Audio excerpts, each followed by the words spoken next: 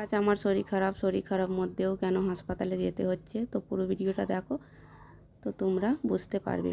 তো আমি যাচ্ছি হাসপাতালের দিকে। তো যেহেতু দাদা ভাই চলে গেছে আগেই, তো আমি অন্য টোটোতে ভাড়া করে এলাম। তো মন মাতাতে নেবে হাসপাতালের দিকে যাচ্ছি, যেহেতু ভাত নিয়ে যাচ্ছি।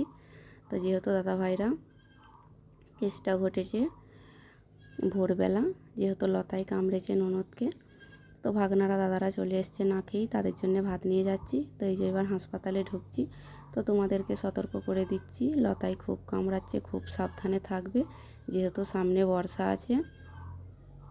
তো 3তলা উপরে রেখেছে। তো আমি ননদকে দেখতে যাচ্ছি।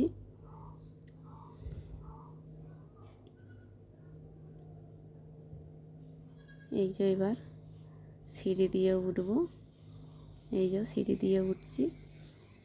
তো তোমাদেরকে ভালো করে ভিডিওটা দেখাতে পারিনি, যেটুকুন পেরেছি সেটুকুনি দেখাচ্ছি।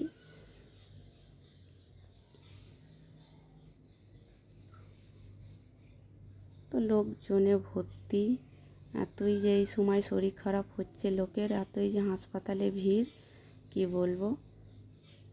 যেহেতু রোদ গরম এবারে বেশি দিয়েছে। তো এই দেখো ঢোকার মাত্রই যা গেছে চান করতে। তো ননদ বলল, যাও ছোটো বউ তুমি ভাতটা নিয়ে এসে দাও। আমার যেহেতু যা চান করতে গেছে, তো ভাত নিয়ে গেলাম। তারপরে বলল জল নেই, তো জল নিচেই এসেছি নিয়ে যেতে। আর এই যে ঘুরে ঘুরে একটু দেখিয়ে দিলাম হাসপাতালটা।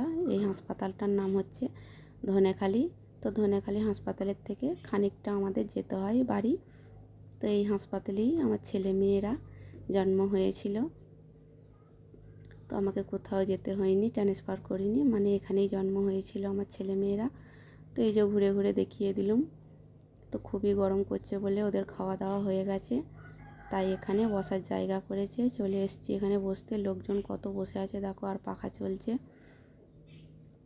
তো আমার মুখ হাত দেখে বুঝতেই পারছো এমনিতেই শরীর খারাপ, আর আবার হাসপাতালে আমার সহ্য হয় না, এত গ্যাস গন্ধ লাগে আমারই গা গুলায়।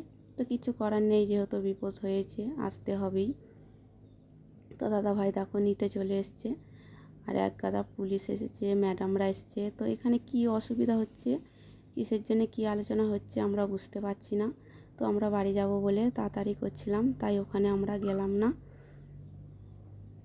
তো বাড়িতে যাব, এই যে ওরা আলোচনা করছে। তো এই ভিডিওটা ভালো লেগে থাকে তো লাইক কমেন্ট শেয়ার করে দিও। তো আমার ননদের জন্য প্রার্থনা করো যেন ভালো থাকে।